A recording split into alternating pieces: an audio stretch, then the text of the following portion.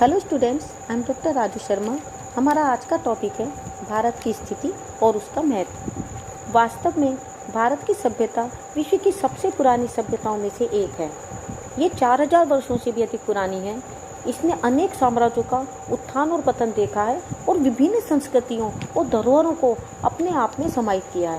कहा जाता है कि प्राचीन काल में आर्यों की भरत नाम की शाखा ने द्रविड़ों और दूसरे समुदायों पर प्रभुत्व स्थापित कर लिया था और इसी शाखा के नाम पर इस देश का नाम भारतवर्ष पड़ा।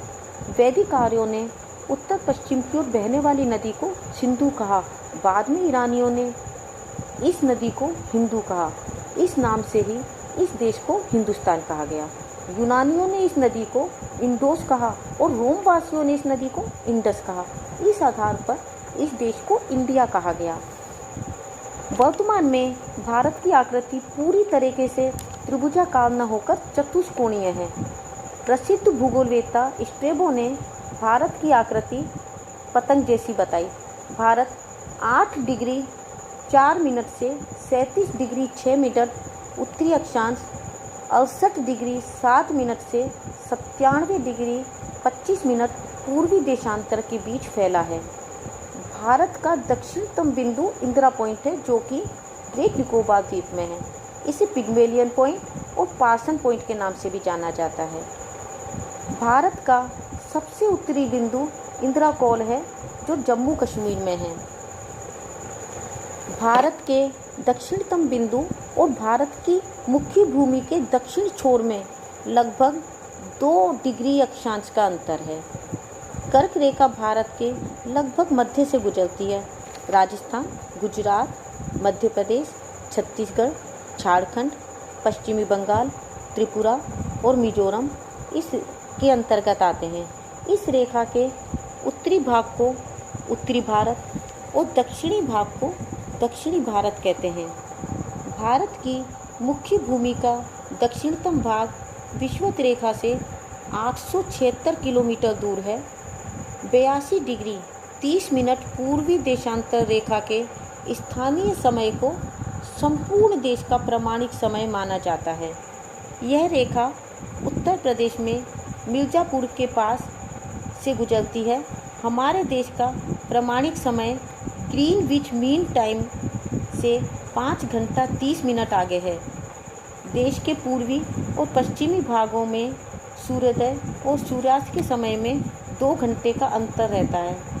पूर्व से पश्चिम भारत का विस्तार 2933 किलोमीटर है और उत्तर से दक्षिण 3214 किलोमीटर है। भारत की स्थलीय सीमा 15200 किलोमीटर है। इसकी समुद्री सीमा 7516.6 किलोमीटर है। भारत का क्षेत्रफल 32,87,263 वर्ग किलोमीटर है। क्षेत्रफल की दृष्टि से यह विश्व का 7वां बड़ा देश है। जो कंट्रीज इससे अधिक क्षेत्रफल रखते हैं वो हैं Russia, Canada, Brazil, USA, Australia और चाइना। भारत का क्षेत्रफल संपूर्ण विश्व के क्षेत्रफल का 2.42% है।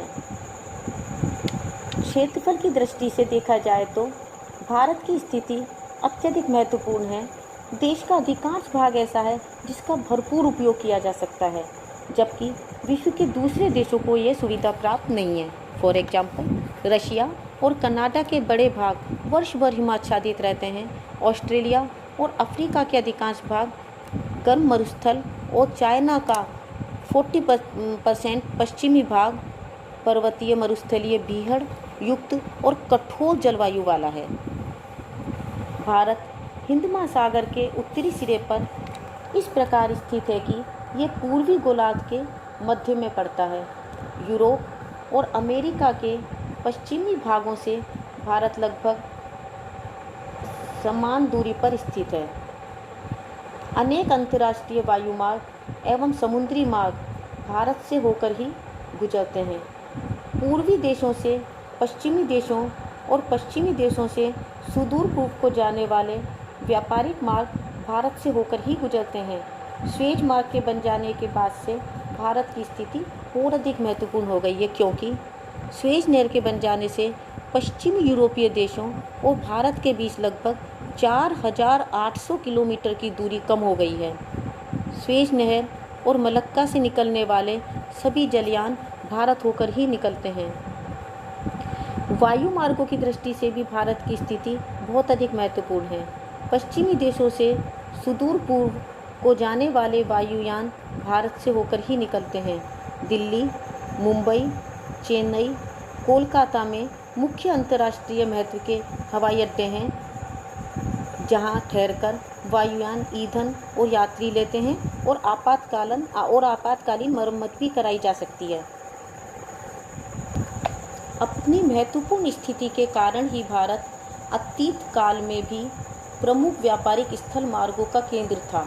पूर्व की ओर चीन, जापान, थाईलैंड, कंबोडिया, जावा, सुमात्रा आदि देशों और पश्चिम की ओर अरब, फारस, मिस्र, यूनान, रोम तक भारतीय व्यापारियों के जहाज विभिन्न प्रकार की बहुमूल्य वस्तुएं, हीरे, जवाहरात, मोती, सोना, विभिन्न कलात्मक वस्तुएं, गरम मसाले आदि ले जाया करते थे। भारत की इस स्थिति का महत्व तो इस बात से ही जाहिर होता है कि इसके दक्षिण में स्थित महासागर का नाम इसी के नाम पर हिंद महासागर पड़ा। हिंद महासागर के तट पर जितने भी देश हैं, उनमें भारत की तटीय सीमा हिंद महासागर के साथ सबसे अधिक है। क्षेत्रफल की दृष्टि से राजस्थान देश का सबसे बड़ा राज्य है और गोवा देश का सबसे छोटा राज्य है।